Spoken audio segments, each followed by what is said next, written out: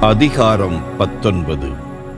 முறைகேடாய் பேசும் மதிகெட்டோரை விட மாசற்றோராய் வாழும் ஏழையரே மேல். எண்ணிப் பாராமல் செயலில் இறங்குவதில் பயனில்லை. பொறுமையின்றி நடப்போர் இடறி விழுவர். மனிதர் தம் மடமையாலேயே வாழ்க்கையை கெடுத்துக் கொள்வர். எனினும் ஆண்டவர் மீது சினம் கொண்டு குமுறுவர். செல்வம் உடையவருக்கு நண்பர் பலர் இருப்பர். ஏழைக்கு இருக்கும் ஒரே நண்பரும் அவரை விட்டு பிரிவார். பொய்ச்சான்று சொல்பவர் தண்டனைக்கு தப்ப மாட்டார். பொய்களையே பேசுபவர் தப்பித்துக் கொள்ள மாட்டார். வல்லவரின் தயவை நாடி வருவோர் பலர். நன்கொடையாளருக்கு எல்லாருமே நண்பர். வறியவரை அவருடைய உடன் பிறந்தாரே வெறுப்பர். அவருடைய நண்பர் அவரை விட்டு அகலாதிருப்பரோ? அவர் கெஞ்சி வேண்டினாலும் அவர்கள் ஓடிவிடுவார்கள்.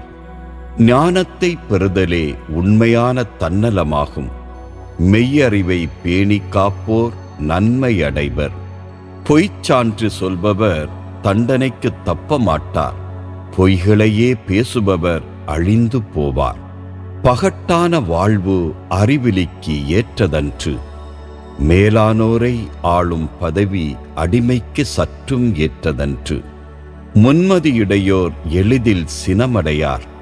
குற்றம் பாராதிருத்தல் அவர்களுக்கு பெருமை தரும். அரசரின் சீற்றம் சிங்கத்தின் முழக்கம் போன்றது.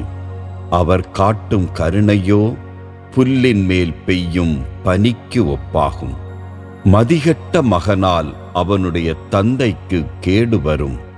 மனைவியின் நச்சரிப்பு ஓட்டை கூரையினின்று ஓயாது ஒழுகும் நீர் போன்றது. வீடும் செல்வமும் ஒருவருக்கு வழி வழி சொத்தாய் வரலாம். ஆனால் முன்மதியுள்ள மனைவியோ ஆண்டவர் அளிக்கும் கொடை. சோம்பல் ஒருவரை தூங்கிக் கொண்டே இருக்கச் செய்யும். சோம்பேறி பசியால் வருந்துவான். திருக்கட்டளைகளை கடைபிடிக்கிறவர் தம்மை பாதுகாத்துக் கொள்கிறார்.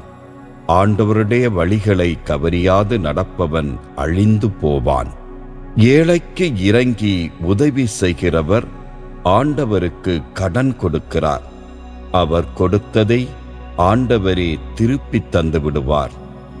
மகன் திருந்துவான் என்கிற நம்பிக்கை இருக்கும் போதே அவனை கண்டித்து திருத்து. இல்லாவிடில் அவன் கெட்டழிந்து போவதற்கு நீ காரணமாயிருப்பாய். கடும் சினங்கொள்பவர் அதற்குரிய தண்டனையை பெற வேண்டும். இக்கட்டினின்று அவரை விடுவிப்பாயானால் மீண்டும் நீ அவ்வாறே செய்ய வேண்டியிருக்கும். அறிவுரைக்குச் செவிகொடு.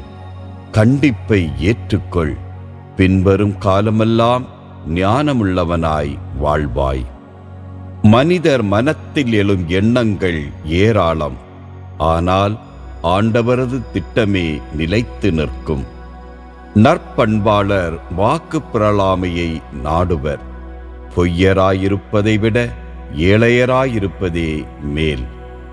ஆண்டவருக்கு அஞ்சி நடந்தால் ஆயுள் நீடிக்கும். அவ்வாறு நடப்பவருக்கு மன நிறைவு கிட்டும். தீங்கும் அவரை அணுகாது. சோம்பேறி உண்கலத்தில் கையை இடுவான். ஆனால் அதை வாய்க்கு கொண்டு போக சோம்பலடைவான். ஏளனம் செய்வோரை கசையாலடி. அதை காணும் பேதையர் படிப்பினை பெறுவர். நுண்ணறிவுடையோரை கடிந்து கொள். அவர் மேலும் அறிவுடையவராவார். தந்தையை கொடுமைப்படுத்தி தாயை துரத்திவிடும் பிள்ளைகள் வெட்கக்கேட்டையும் இழிவையும் வருவித்துக் கொள்வார்கள். பிள்ளாய், நல்லுரை கேட்பதை விட்டுவிடாதே. விட்டுவிட்டால் அறிவு தரும் நன்மொழிகளை நீ புறக்கணிக்கின்றாய்.